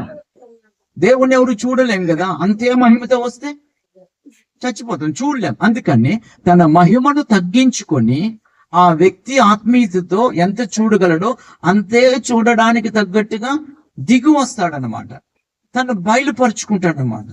సో యేసు 2000 సంవత్సరాల క్రితం పుట్టినవాడైనప్పటికీ పుట్టకు ముందు నుంచి ఆయన ఉన్నవాడు. రుజువులు అదనమాట. అబ్రాహాము నీ దగ్గరకు వచ్చాడా లేదా నేను నమ్మనంటే మానే, ఒక రోజు వస్తుంది అబ్రాహాం ఎవరు నీకు తెలుస్తుంది, నిజంగా ఆ రోజు నీ దగ్గరకు వచ్చాడరా బాబా అంటాడు. అప్పుడు నమ్ముతానన్నా సరే ఇంక సుఖమేమీ ఉండదన్నమాట. సమయం ఉన్నప్పుడే without any reason you must believe. That is the faith. A reason చెప్పకుండా దేవుని గురించి చెప్పినప్పుడు నువ్వు నమ్మగలగటమే విశ్వాసం. అర్థమైందా? 100 ఆధారాలు చూపిస్తే నేను నమ్ముతాను. నువ్వు నమ్మితే ఎవరు కావాలి, నమ్మకపోతే ఎవరు కావాలి? నమ్మితే నీకు ఉపయోగం, నమ్మకపోతే నీకే నష్టం. నువ్వు నమ్మితే దేవుడికి ఏమి వచ్చేది, నువ్వు నమ్మకపోతే దేవుడికి ఏది పోదు. ఆయన లోకము అనంతం, కోట్ల దూతలు ఉన్నారు, కోట్ల శరాపులు ఉన్నారు, 24 పెద్దలు ఆయన ఎదుట ఉండి నిరంతరం ఆయన్ను కీర్తిస్తున్నారు, ఆరాధిస్తున్నారు. అర్థమవుతుందా? అది పెద్ద లోకం, అది. Praise the lord. హల్లెలూయా. అయినప్పటికీ ఆయన మనిషి అయిన నిన్నే అమితంగా ప్రేమించాడు. అందుకే key words I like it very much. 3వ అధ్యాయం 16వ వచనం యోహాను సువార్తలో మీకు తెలిసిందే కదా, కంఠస్థం వచ్చింది కదా, దేవుడు లోకమును ఎంతో, that is also infinite word. ఎంత అనేది కంపారిజన్ చేయడానికి ఏది లేదు. దేవుడు ప్రేమిస్తున్నాడు నేను ఎంత అంటే కొండంత, ఆకాశం అంతా. నో నో నో నో, నువ్వు మెజర్ చేయలేవు, నువ్వు కొలవలేనంతగా ప్రేమిస్తున్నాడు. ఇట్స్ హిస్ నేచర్, అది ఆయన స్వాభావిక స్వభావం. అందుకే మహర్షి యోహాన్ అంటాడు కదా, మొదటి యోహాను పత్రిక 4:8 దేవుడు ప్రేమయ్య ఉన్నాడు. చెప్పకూడదమ్మా, గాడ్ ఈజ్ లవ్. దేవుడు ప్రేమించే వ్యక్తి కాదు, దేవుడే తనంతట తానే ప్రేమయ్య ఉన్నాడు. ఆయన సహజ లక్షణమే అది. Praise the Lord. లోకం అంటే ప్రియులరా చెట్లు పుట్లు కాదు, నేల కాదు, ఆ నేల మీద నివసించుచున్న మనుష్యుడు. లోకం అంటే మనుష్యుడు అనండి అన్నమాట. ప్రకృతి చెప్పండి. ఒక దేశం అన్నాం అనుకోండి, దేశం అన్నా కూడా అర్థం ఏంటి తెలుసా? దేశం అంటే మనుషులు. దేశం అంటే ఏంటి? మనుషులా కాదా? ఒకవేళ మనుషులే లేకపోతే ఆ ల్యాండ్ ని దేశం అంటారు ఎవడైనా? అనరు. మనుషులు నివసిస్తేనే అది దేశం అవుతుంది. మనుషులు లేకుండా ఆ నేల దేశం కాదు. మీరు ప్రపంచ పటం చూసుకోండి, ఒట్టి నేలను ఎక్కడైనా పలానా దేశం అని పెట్టారు ఎక్కడైనా ప్రపంచ పటంలో? మాట్లాడరేమా? ఎందుకు పెట్టలేదు? దేశం అంటే నేల అయినప్పుడు దానికి పేరు పెట్టాలిగా, పెట్టరు. అంటే దేశం అంటే ఏంటి? మనుషులు. ఏ మనుషులు ఏ నేల మీద నివసిస్తారో ఆ ప్రాంతాన్ని దేశం అన్నారు. లోకమన్నా మనుషులే, దేశమన్నా మనుషులే. ప్రకృతి నవ్వుతూ చెప్పండి, లోకమన్నా మనుషులే, దేశమన్నా మనుషులే. ఇంకొకసారి చెప్పండి అమ్మా, మనుషులు బాగా చెప్తున్నారు. లోకమన్నా మనుషులే, దేశమన్నా మనుషులే. అందరి ఎరిగిన విషయం అది. ఇదే పెద్ద మర్మమేమీ కాదు. సో దేవుడు లోకమును ఎంతో, అంటే దేవుడు మనుషులను ఎంతో ప్రేమించాడు. ఎందుకు ఇంత ప్రేమ? నేను చెప్పగలను, తల్లి కంటే ఎవరు ఎక్కువ ప్రేమించలేరు. అవునా కదా? Is it right? తల్లి కంటే తండ్రి కంటే, తల్లి ఎక్స్పోజ్ చేస్తే తండ్రి ఎక్స్పోజ్ చేయడు. సో తల్లిదండ్రుల కంటే మించిన ప్రేమ నీ ఫ్రెండ్, నీ స్నేహితుడు ఎవరు కూడా చేయలేరు. ఏమనుకోకండి, ఐఎమ్ సారీ, అపార్థం చేసుకోదు. కట్టుకున్న భర్త కూడా అంత ప్రేమించలేదు. The first love. ఫిజికల్ గా మనుషులు ఎవరికైనా ఆ ప్రేమ ఎక్కడ దొరుకుతుంది నిస్వార్థంగా అంటే తల్లిదండ్రులే. అవునా కదా? చెప్పండి, గట్టిగా చెప్పండి. అవునా కదా? ఏం ఆశించి ప్రేమిస్తుంది తల్లి? ఏం ఆశించి ప్రేమిస్తున్నాడు తండ్రి? ఉద్యోగం చేసి కొబ్బరికాయ కొడతావన్నా, బిల్డింగ్ కడతావన్నా? నో, నిస్వార్థంగా ప్రేమిస్తాడు. దానికి మించిన ప్రేమ చూపువాడి పరమందున్న దేవుడు. చెప్పకూడదమ్మా? అందుకే అన్నాడు, ఫస్ట్ నీ కంటికి కనిపించే మనుషుని ప్రేమించు. Love your parents, honour your parents. That is commandment. అది ఆజ్ఞ. 10 ఆజ్ఞలో ఒక ఆజ్ఞ చేశాడు. అది ఏంటి? నువ్వు దీర్ఘాయుష్మంతుడు అవుతుంది. ఎప్పుడు నీ తల్లిని తండ్రిని సన్మానించే సాలు వేసి దండలు వేసేయటం కాదు. చచ్చిపోయి పెద్ద గోళీ కట్టేసడం, చావుకు ముందు గంజి కూడా పోయిపోవటం కాదు ఇక్కడ. అర్థమైందా? వారి కన్నీరు కార్చకుండా, కష్టం తెలియకుండా వారికి చూడాలి, వాడిని చూడాలి, వాడిని కేర్ తీసుకోవాలి. That is love. అది ఆజ్ఞ. నీ తల్లిదండ్రులను నువ్వు ప్రేమించు. ప్రేమించకపోతే దట్ ఈస్ సిన్. తల్లిదండ్రులను ప్రేమించలేదంటే అది పాపం. అంతేనా కదా? మీకు తల్లిదండ్రులు ఉన్నారా? చేయొద్దండి ఉన్నవాళ్ళు. దించండి. మీ తల్లిదండ్రులని గుండె మీద చేసుకొని అంటారు కదా, అలా అడుగుతున్నాను. ధైర్యంగా చెప్పుకోండి, అబద్ధం మాట్లాడకండి. God is watching you. దేవుడు మిమ్మల్ని చూస్తున్నాడు. నా తల్లిదండ్రులు నేను ప్రేమించే వ్యక్తిని అన్నవాళ్ళు చేయి పైకెత్తాడు. బాగా ప్రేమిస్తాను, తిట్టను అసలు అన్నవాళ్ళు. అసలు ప్రేమిస్తే తిట్టకూడదు కదా, సహించాలి. ప్రేమ గురించి మీకు తెలియాలంటే 13వ అధ్యాయం కొరింథీ మొదటి పత్రికలో ఉన్నది. అలా ఉంటేనే ప్రేమ, లేకపోతే మీది ప్రేమ అనేది పేరు అంతే. చేతులు దిగిపోయి ఏంటి అంటే ఇంచుమించు మీరు తప్పు చేస్తున్నారు కదా. అవునా కదా? చెప్పండి. చాలా మంది ఇక్కడ తప్పు చేస్తున్నారు. ఏంటి? తల్లిదండ్రులను తిట్టుకునే వాళ్ళు ఉన్నారు. అవునా కదా? చెప్పండి. మాట్లాడరేమా? తిట్టుకునే వాళ్ళు ఉంటారు. తిట్టొచ్చా తిట్టకూడదా? ఒక్కొక్కసారి వాళ్ళ వయసు పెరిగాక వాళ్ళకి మెమరీ లాస్ అవుతుంది. వాళ్ళు ఎక్కడ టాయిలెట్ పోసేస్తున్నట్టు కూడా తెలియదు. తిట్టుకుంటారు తిట్టుకోరు మీరు. ఒక్కొక్కసారి అవసరమైతే మొట్టికాయలు కూడా మొట్టేస్తారు. తప్ప కాదా చెప్పండి? మాట్లాడరేమా? మార్మర్స్ పొందాలా? ఎవరు? నేనా? I love my mother. మా అమ్మ నా దగ్గర ఉంటుంది. నీకు తెలుసు, మాతోనే ఉంటుంది మా అమ్మ. అర్థమైందా? మా తమ్ముళ్ళు ఉన్నారు, వాళ్ళ ఇంటి దగ్గర ఉండదు, మా దగ్గరే. హల్లెలూయా. నేనేం గొప్పనని చెప్పట్లేదు. అర్థమైందా? సో ఇప్పుడు ప్రభు అంటున్నాడు, నిస్వార్థమైన ప్రేమ నీ తల్లిదండ్రులు చూసినా కదా, నీ కంటికి కనబడుతుంది, అర్థమవుతుంది కదా. నేను నీ కంటికి కనబడను, బట్ నేను దానికంటే అధికంగా నేను నిన్ను ప్రేమిస్తున్నాను. చెప్పకూడదు మీసారి. God loves you so much. దేవుడు నిన్ను ఎంతో ప్రేమించాడు. ఆ ప్రేమ ఇన్ఫినిటివ్. ఆ ప్రేమను కంపారిజన్ కి ఏది సాటి భూమి మీద సృష్టిలో రాదు. అంత ప్రేమించాడు. అందుకనే దేవుడు తన స్వరూపమందు మనిషిని చేసుకున్నాడు. మొదటి అధ్యాయం ఆదికాండంలో మీకు ఆ మాటలు కనిపిస్తుంది. దేవుడు తన స్వరూపమందు నరుని సృజించాడు. 27-28 వచనాలకు మీకు కనిపిస్తుంది. మొట్టమొదటి చేయబడిన ఈ మనిషి ఆదాము. The first man is Adam, అంతే కదా. తన భార్యను చేశాడు కదా. ఆ భార్య పేరు ఏంటి? అవ్వ.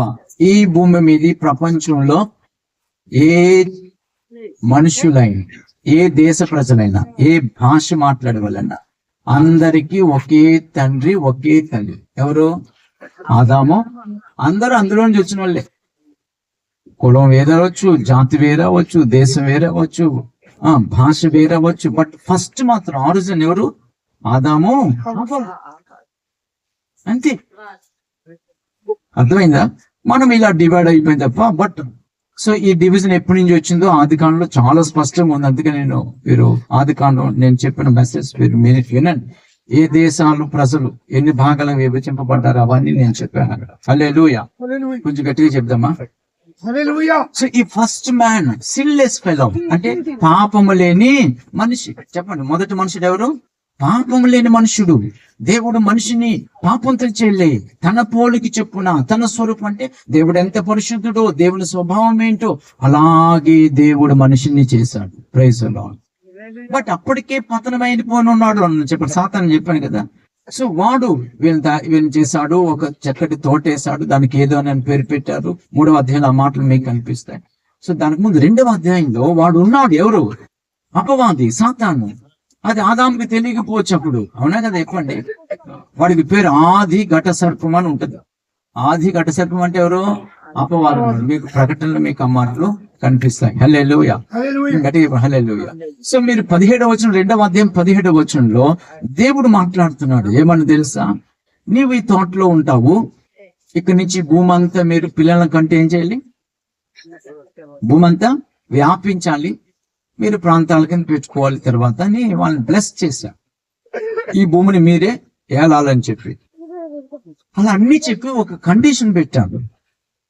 ఈ ఫ్రూట్స్ అన్ని నువ్వు తిను, బట్ మంచి చెడు తెలివినిచ్చు ఆ చెట్టు ఉందే, దాని ఫ్రూట్ మాత్రం తిను దినమున నిశ్చయముగా అనడం. అంటే తిను దినమున నిశ్చయముగా చచ్చెదవు ఆజ్ఞ. అంటే ఇప్పుడు ఈ మనిషి ఏం చేయాలి? తినకూడదు, అంతే. ఎందుకు ఇదని మీకు డౌట్ రాజు. ఒక చిన్న మాట చెప్తాను ఎందుకన్నది.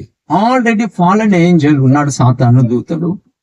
సో వాడు ఖచ్చితంగా ఆదాం దగ్గరకు వస్తాడు, టెంప్ట్ చేస్తాడు. గాడ్ నోస్ దాట్, దేవుడు తెలుసు.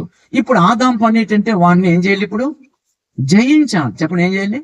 గట్టిగా చెప్పాలా? ఎవరిని? అపవాదిని జయించాలి. జయించాలంటే దానికి ఒక పరీక్ష ఉండాలి వద్దా? మాట్లాడరేమా? ఆ పరీక్ష కొరకు ఏం పెట్టాడు? ఆ చెట్టు పెట్టాడు.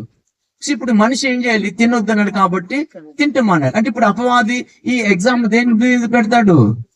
ఈ ఫ్రూట్ మీద పెడతాడు. అందుకే వాడు వచ్చి దేవుడు ఏమైనా తినొద్దని అంటే చెప్పుంటాడు. అదేంటో వీడికి తెలియదు పాపం. అందుకని ఏమైనా చెప్పాడు? చెప్పాడు. అదే ఆ చెట్టు ఉంది కదా, అది మంచి చెడు తెలివినిచ్చే చెట్టు కదా, దాన్ని తినొద్దు అన్నాడు. అది తింటే ఏంటంటే తింటే చస్తామని చెప్పాడంటే, అప్పుడు వాడన్నాడు నువ్వు చావనే చావు, తింటే ఏమవుతావు, దేవుళ్ళ మారిపోతారు, యు బికమ్ ఏ గాడ్. కాబట్టి దేవత, అర్థమైందా? సో తింటే నువ్వు అలా అయిపోతావు, దేవుళ్ళలాగా అయిపోతావు. ప్లూరల్ వర్డ్, సింగులర్ వర్డ్ నుంచి ప్లూరల్, బాగా వినాలి. దేవుడు ఏమైనా చెప్పాడా? సింగులర్ వర్డ్ అంటే దెర్ ఈస్ ఏ గాడ్ అని అర్థం, ఒకే దేవుడు అనండి, ఒకే దేవుడు. ఇప్పుడు సాతాను అంటున్నాడు దేవుడు ఒక్కడే, బట్ నువ్వు తింటే దేవుళ్ళు అయిపోతారు మీరు. ప్లూరల్ వర్డ్, బహుదేవుళ్ళు అక్కడ వచ్చిందన్నమాట. ఎక్కడ? ఏదెను తోటలో వచ్చింది. సో ఆలోచించింది ఎవరు? అవ్వ. తిని తన భర్త కూడా వచ్చింది, ఇద్దరు తిన్నారు. ఎప్పట్లాగే దేవుడు వచ్చాడు, ధైర్యంగా వెళ్ళలేకపోయారు, పారిపోయి చెట్టు చాటున దాక్కున్నారు. దేవుడు అప్పటికే ఛాన్స్ ఇచ్చాడు, అంటే అప్పటికి వాళ్ళని ప్రేమించాడు. దేవునికి స్తోత్రం. మొత్తానికి బయటకు వచ్చారు అనుకోండి, అయ్యా నీ స్వరం ఉన్నప్పుడు దిగంబరులు కొన్నావు, నీకెవడు ఎప్పుడు దిగంబరు కొన్నాను, తినొద్దన్న తిన్నావా? అప్పుడు తిన్నాను అంటే అయిపోయేది, అవునే కదా? అనలే ఏమన్నాడు? నువ్వు ఇచ్చావు కదా, ఎవరిని? మేకేనా భార్య, ఆమె. చూసారా, ఒప్పేసుకుంటే అయిపోయింది. దేవుడికి కావాల్సినది ఒక్కటే, అతిక్రమాలు ఒప్పుకోవాలి, దాచిపెట్టద్దు. క్రైస్తవులు చాలా మందికి ఈ బలహీనత ఉంటది, ఒప్పుకోడు. వాళ్ళు పాపం చేస్తారు కదా, మేమందరం పాపులమైన ఆయన అంటారు, ఉమ్మడిగా తోసేస్తారన్నమాట. అందుకే మీరు చర్చికి వెళ్తున్నా, హల్లెలూయా అంటున్నా, స్తోత్రం అంటున్నా, ప్రార్థన చేస్తున్నా, మీకు అభివృద్ధి క్షేమం ఉండకపోవడానికి కారణం అది. ఒకవేళ పాపం వాక్యం వింటున్నప్పుడు అర్థమైతే ఉన్నట్టుగా ఏం చేయాలి?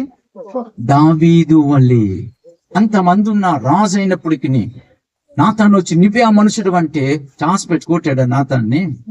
ఏసైండ్రీ అన్నాడా? కన్నీరు కార్చి పశ్చాత్తాపడ్డాడు. దావీదు దేవునికి ఇష్టమయ్యాడు. చెప్పడం హల్లెలూయా. మనం ఏం చేస్తాం? తోస్తాం. ఆదాములకు ఏం చేస్తాం? అందరం సినిమాలు చూసేస్తాం. ఎవడు చూస్తాడు సినిమా? నువ్వు చూస్తున్నావు. అందరూ బూతులు మాట్లాడుతావు, నువ్వు బూతులు మాట్లాడుతున్నావు. అందరూ జగడాలు ఆడతారు, నాయనా నువ్వు ఆడుతున్నావు. అర్థమవుతుందమ్మా? హలో, ఏం అర్థమవుతుందా? బీపీ పెరిగిందా? అర్థమవుతుందా? దేవునికి స్తోత్రం. సో ఆదాము చేశాను, నేను కాదు, ఈమె చేసింది, నేనే చేశాను, నేనే తిన్నాను, తినిపించాను అనొచ్చు కదా. నో, ఎవరి మీద చూసింది ఆమె? చెప్పాలి, ఎవరి మీద? సర్పం మీద. అర్థమైంది? అంటే ఇప్పుడు పాపం అనేది అలా ఎంటర్ అయింది. ఏమెంటర్ అయిందమ్మా? పాపం అంటే ఇప్పుడు ఏంటి అర్థమైంది? ఈసారి దేవుని మాట వినకపోవటమే పాపం అనండి. ప్రకృతి అవిధేయత, దాన్ని ఏమంటారు? అవిధేయత అనేది భయంకరమైన పాపం. ప్రకృతి చెప్పండి. అవిధేయత అనేది, లోబడకపోవటం అనేది, ప్రకృతితో లోబడకపోవటం అనేది, అవిధేయత అనేది భయంకరమైన పాపం. నా ప్రశ్న ఈసారి, దేవుని మాటకు లోబడే స్వభావం మీకుందా? ఉందా?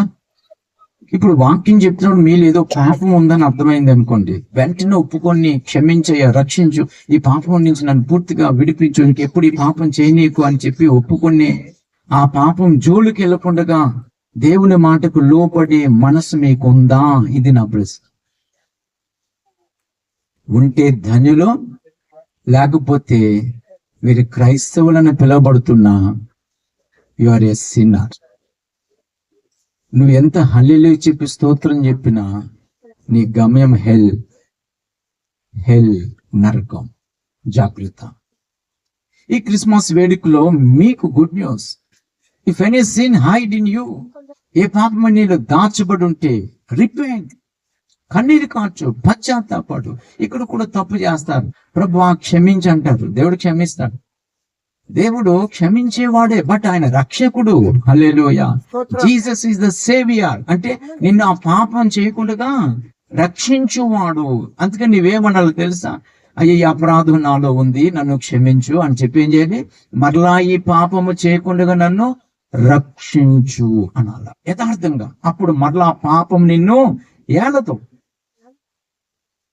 నీకు ఫ్రీడమ్ వస్తుంది, విమోచింపబడ్డావు దాని నుంచి. జీసస్ ఈస్ ద రిడీమర్, ఆయనని విమోచించువాడు. Praise the lord, hallelujah, hallelujah. So sin అనేది అప్పుడు ఎంటర్ అయింది అనమాట. ఏం అర్థమవుతుందమ్మా? అప్పటి నుంచి పాపము మనిషిని ఏలుతూ ఉంది.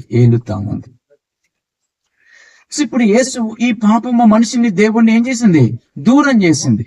అయినా మనిషిని దేవుడు ప్రేమించి పాపము అలాగా ఎక్కువైపోతూ ఉంది భూమి మీద. 6వ అధ్యాయం మీకు చదివితే మనుషులతో పాటు పాపం కూడా ఏమైంది?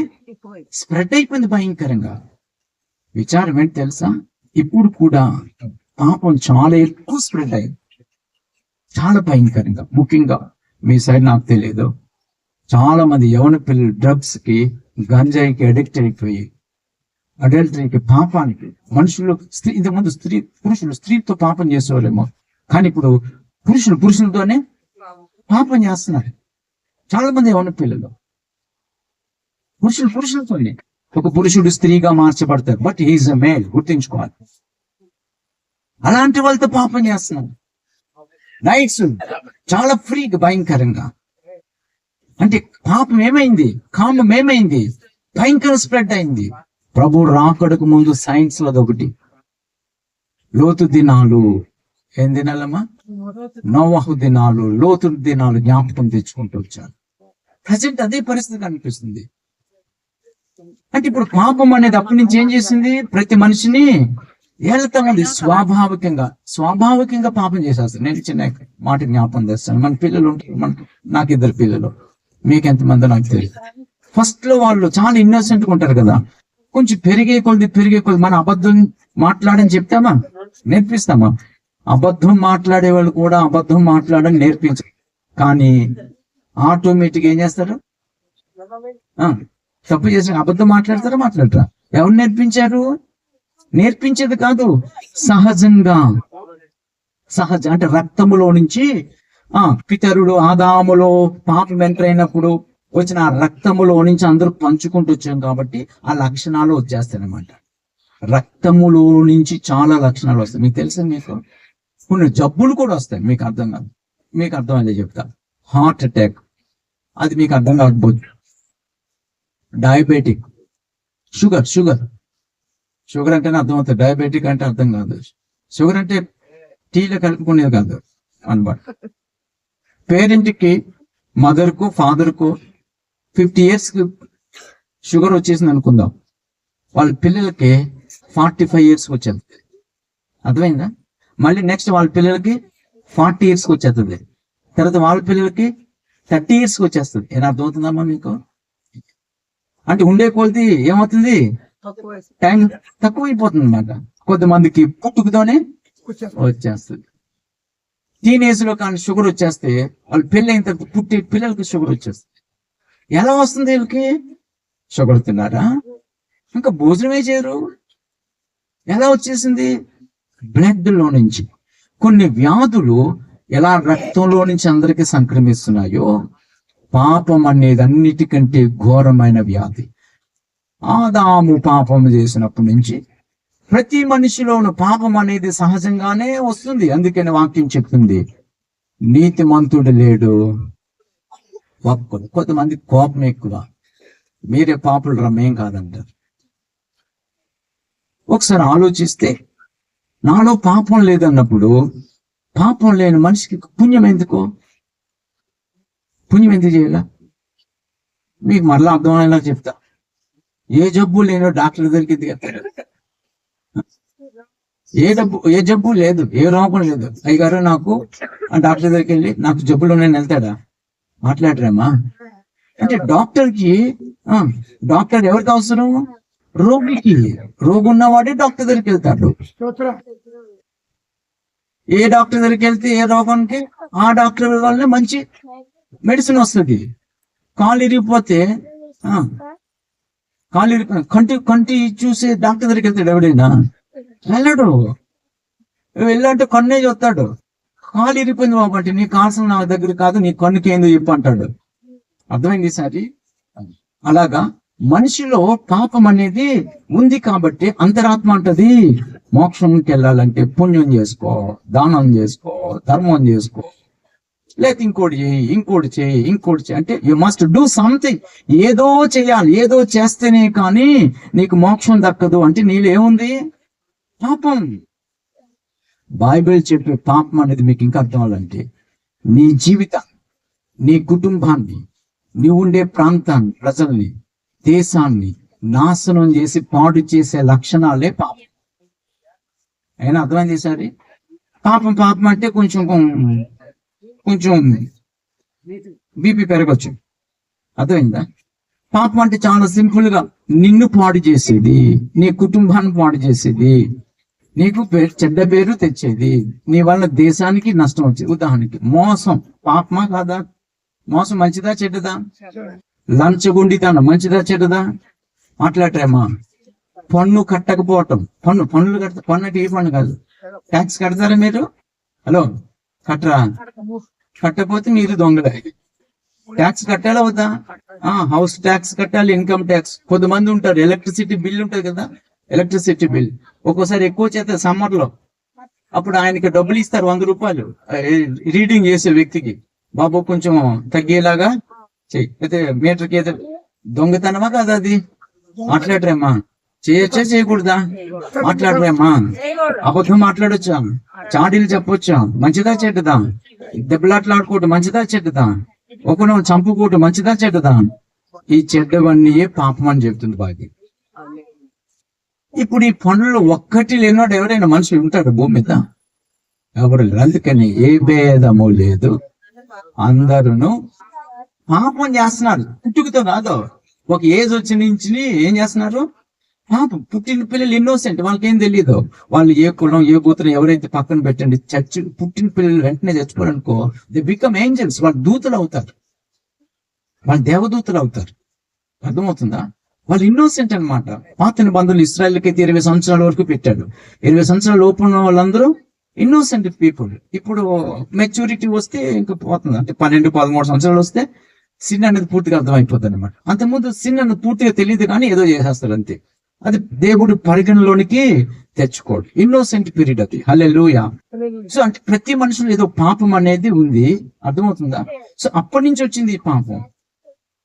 ఈ పాపాన్ని తీయాలంటే ఆ దేవుడే భూమి మీదకి దిగి రావాలి. ఆ దేవుడే భూమి మీదకి, ఎందుకంటే పాపం పోవడానికి చాలా మార్గాలు వచ్చాయి, పెట్టాడు. బలులు వచ్చాయి. ఒక ఎగ్జాంపుల్, బలులు వచ్చాయి. ఏమొచ్చాయి చెప్పండి? బలి అన్నాడు అన్నమాట. కొంతమంది బలులు ఇచ్చేవాడు కదా, ఎడ్లను కోళ్లను ఇచ్చేవాడు కదా. అంటే బలి పెట్టిన రక్తం చిందించేవాడు అన్నమాట. బలి అంటే ఒకడు వేసిన తప్పు కోసం ఇంకొకడు నష్టాన్ని, శిక్షను పొందటం. బలి అంటే అదే అర్థం. బలి అంటే ఏంటి చెప్పండి? మీకు ఏం అర్థం కావట్లేదేమో. అర్థం అవుతుందా? ఎవరైనా తప్పు చేసిన పిల్లలు ఇక్కడ ఆడ కామ్గా అయిపోతాడు స్కూల్. టీచర్ ఎవడు గోల్ చేసిందంటే ఎవడొకడు ఇంకొకటి ఈడండి అంటే టీచర్ ఏం చేస్తాడు? అని కొడేస్తారు. ఆ తర్వాత వీళ్ళంటారు ఆడు బలి అయిపోయాడు అంటారంటారా? బలి అంటే ఏంటి? ఇప్పుడు ఒకళ్ళు చేసిన తప్పుకు బదులు ఇంకొకడు శిక్ష పొందటం బలి. మనిషి చేసిన పాపానికి మనిషి శిక్ష పడాలి, కానీ మనిషి బదులు జంతువు బలైపోతుంది. ఎన్ని జంతువులు బలైపోతున్నాయి చూడండి. ఎన్ని కోళ్ళు, లేకపోతే ఎన్ని మేకలు, ఎన్ని గొర్రెలు, ఎన్ని పొట్టేళ్ళు లేకపోతే. అర్థమవుతుందా? అయినా ఇవేమి మనిషి పాపాన్ని శాశ్వతంగా తొలగించట్లేదు. అందుకని ఆయా కాలాలలో పురాతన కాలం నుంచి ప్రత్యక్షం అవ్వుకుంటూ వచ్చిన ఆ దేవుడు అందరి పాపమును బదులుగా బలి అయిపోవడానికి 2000 సంవత్సరాల క్రితం కన్య మరియ గర్భమునైనా జన్మించవలసి వచ్చింది. దేవునికి స్తోత్రం. హల్లెలూయా. ఆలోచించాడు పోట్లేదు. అందుకే కొలసి 12వ అధ్యాయం ఇంటికి వెళ్ళి చదువుకోండి. సింహాసనం మీద కూర్చున్న ఆయన ఇంక ఇక్కడే ఉంటే లాభం లేదు. కాబట్టి మీకు అర్థమయ్యేలా సింపుల్ గా చెప్తున్నా. తండ్రి అంటాడు, బాబు నువ్వు కిందికి వెళ్ళు, ఈ సింహాసనం వదిలే, మహిమ వదిలే, నువ్వు కిందకి వెళ్ళి బదులు నువ్వు బలైపో. నువ్వు కాచే రక్తంతో అందరి పాపం ఒకసారి పోతుంది, నువ్వు వెళ్ళాలి నాయన అంటే సరే అన్నాడు. అని ఎప్పుడు పడితే అప్పుడు వచ్చేయడానికి వీల్లేదు. 3వ అధ్యాయం ప్రసంగిలో జ్ఞానైన సొలొమోను అంటాడు, ప్రతిదానికి సమయం ఉంది. సమయం చూశాడు. అందుకని గలతీ పత్రిక 4వ అధ్యాయం 4వ వచనంలో కాలము సంపూర్ణమైనప్పుడు ఆయన, అంటే మహిమ లోకంలో మహిమతో ఉంటున్న ఆ దేవుడు మహిమను విడిచిపెట్టి తన వాక్కును మరియ దగ్గర గబ్రియేలు ద్వారా పంపితే, ఆ వాక్కు మరియ యాక్సెప్ట్ చేస్తే, ఆ వాక్కు ఆమె లోపలికి వెళ్ళి ఆమె గర్భములో ఆ వాక్కు ఏమైంది శరీరమును ధరించుకుంది. చప్పట్లు కొట్టొచ్చింది. కాలం మళ్ళీ ఆమెకి నిండినప్పుడు శరీరం ధరించిన ఆ వ్యక్తి ఎక్కడ పుట్టానని చెప్పుకుంటూ ముందు ద్వారా వచ్చాడో అక్కడికి వెళ్ళేలా చేసి అక్కడ ఆయన జన్మించాడు. ఆమె అర్థమైంది. సరి పురాతన కాలం నుంచి ఉన్న దేవుడే ఎందుకు జన్మించాడు? ఇప్పుడు మనుషులందరి అపరాధమును తన మీద మోపుకొని మనుషులకి బదులు ఆయన బలి అవ్వడానికి ఈ లోకంలో 2000 సంవత్సరాల క్రితం యేసు జన్మించవలసి వచ్చిందంటే పుట్టవలసి వచ్చింది. చెప్పకూడదా? హల్లెలూయా, హల్లెలూయా. ఆ పుట్టినవాడు నేనే దేవుణ్ణి అని చెప్పడానికి 3.5 సంవత్సరాల పరిచర్యలో ఎన్నో క్రియలు చేశాను. దేవుడికి సృష్టి మీద అధికారం ఉంటుంది, దాన్ని రుజువుపరిచాడు. దేవుడికి అన్ని రోగాల మీద అధికారం ఉంటుంది, అందుకే ఆయన దగ్గరకు వచ్చిన రోగులందరినీ స్వస్థపరిచాడు. చివరికి దేవుడికి మరణం మీద కూడా అధికారం ఉంటుంది. అందుకని చనిపోయి సమాధి చేయబడి 4 దినాలు అయిపోయినా లాజరుని పేరు పెట్టి పిలిచి బయటికి రప్పించాడు. బ్రతికాడు లాజరు కొద్ది కాలం జీవి. చప్పట్లు కొట్టొచ్చేమో. He proved himself that he is a God. ఆయన దేవుడని, అంటే ఆ అదృశ్య దేవుని స్వరూపమే. ఎవరిప్పుడు? దేవుడు. ఏ మనుషుడైతే దేవుని దగ్గర చేరలేకపోతున్నాడో, చేరకుండా పాపం దూరం చేసిందో, ఆ పాపాన్ని తొలగించి మనిషిని తిరిగి పవిత్రపరిచి దేవునికి దగ్గరగా చేయడానికి దిగి వచ్చిన వాడే నజరేయుడైన యేసుక్రీస్తు. So my time is over. ఎలా అయితే ఎక్కడికి పోతుంది. I would like to conclude. So నేను కంక్లూజన్ ఇవ్వడానికి ఇష్టపడుతున్నాను. Praise the lord, hallelujah. So ఇప్పుడు అర్థమైంది, ఒక రీజన్ చెప్పాను. సో ఆయన ఇప్పుడు ఉన్నవాడు పుట్టాడు 2000 సంవత్సరాల క్రితం. పుట్టినవాడు చనిపోవాల్సి వచ్చింది. ఎందుకు చనిపోవాలి? ఒక మాట చెప్తాను. మా చిన్నప్పుడు నాంటేళ్ళు ఉండి, తెలుగు నాంటేళ్ళు, ఇంగ్లీష్ నాంటేళ్ళు తెలుసా మీకు? అందులో కొన్ని స్టోరీస్ ఉండే. అందులో ఒక స్టోరీ చెప్తా. స్టోరీ అంతా చెప్పను. ఋషులు ఏకాంతంగా పోయి తపస్సు చేసుకునేవారు. ఈ తపస్సు చేసుకునే వాళ్ళకి ఎవడైనా వచ్చి తుంట్రోళ్ళు తపస్సు భగ్నం చేస్తే, ఒకసారి అలాగే ఒకడు తుంట్రోడు వచ్చి తపస్సు భగ్నం చేస్తుంటే ఈయన సహించుకొని ఇక సహించుకోలేకపోయాడు అనమాట. కళ్ళు తెరిచి చూసాడు మాట. పిల్లి అయిపో అన్నాడు. ఏమన్నాడు?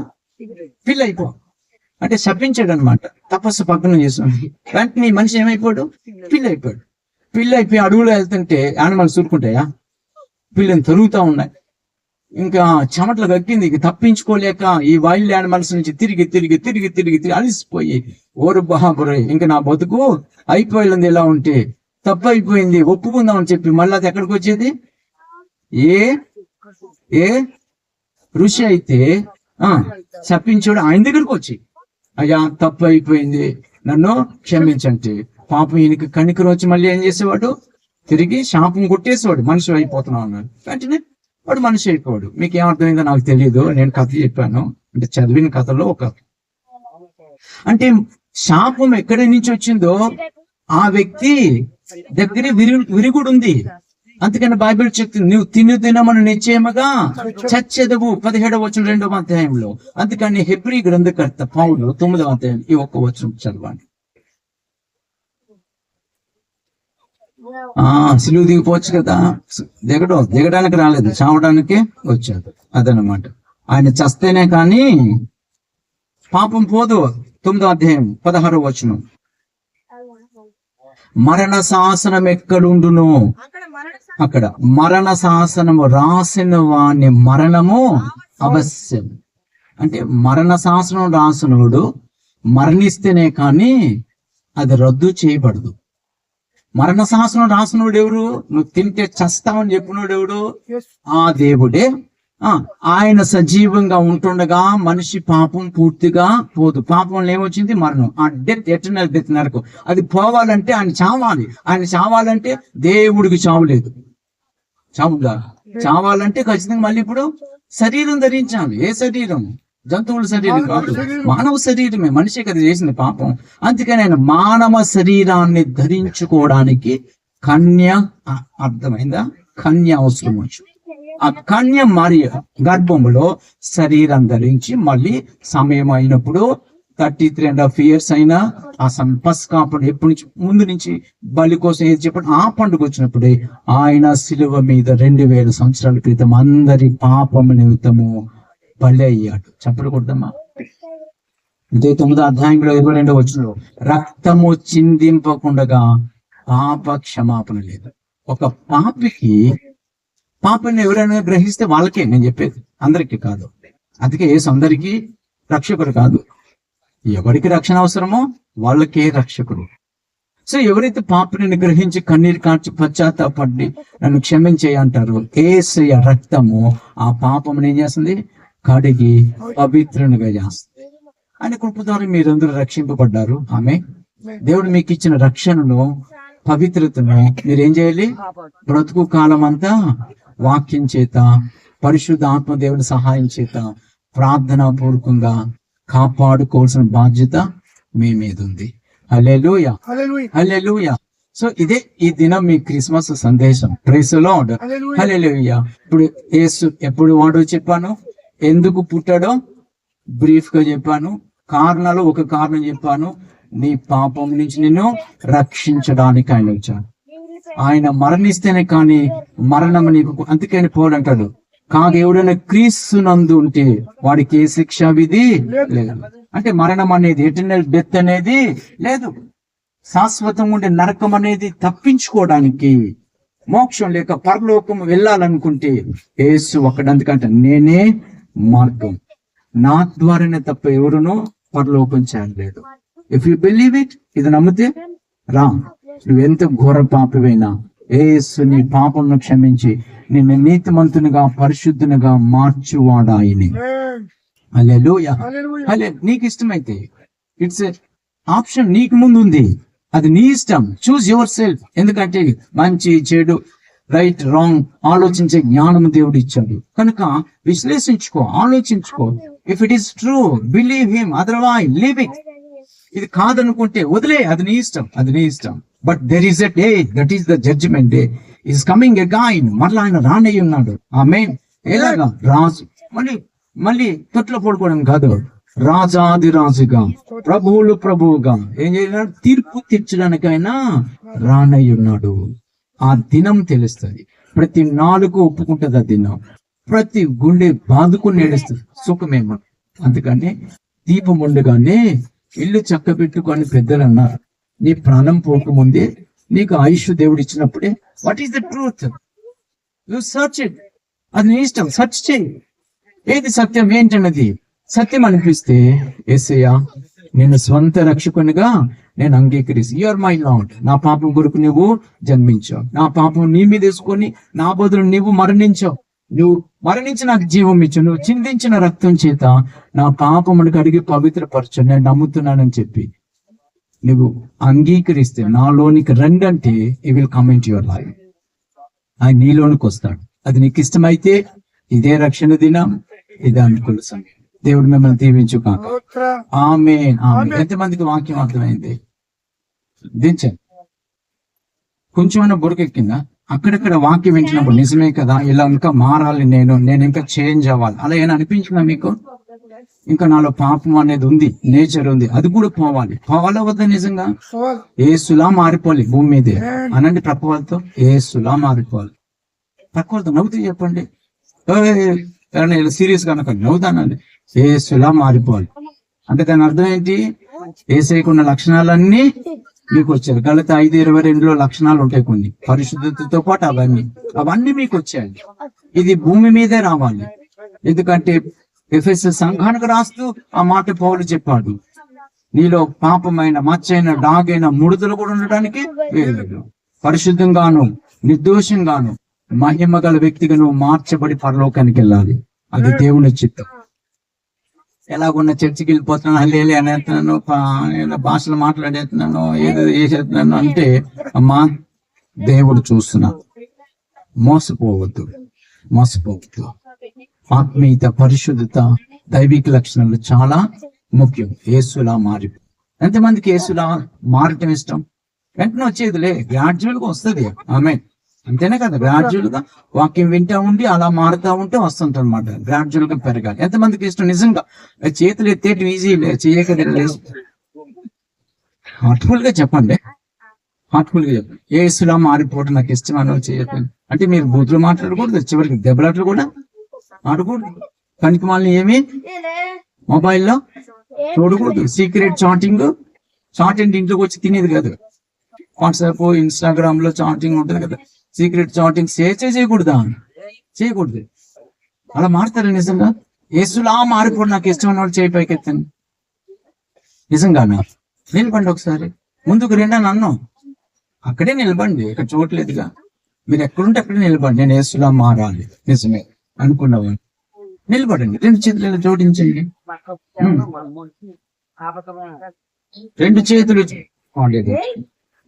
జోడించండి. ఒక 2 నిమిషాలు మీకు టైం ఇస్తాను.